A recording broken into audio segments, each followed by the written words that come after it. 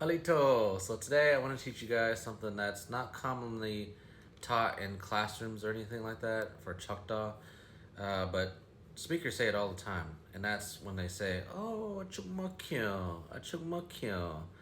And if you've been learning Choctaw for a little bit, then you know that if you say Achukma, it usually means like not good.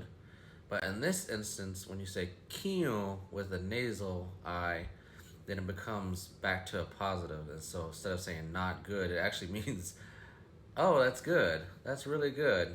And so, for example, if you say, oh, my brother just got a new car, you can say, oh, achukmakyo.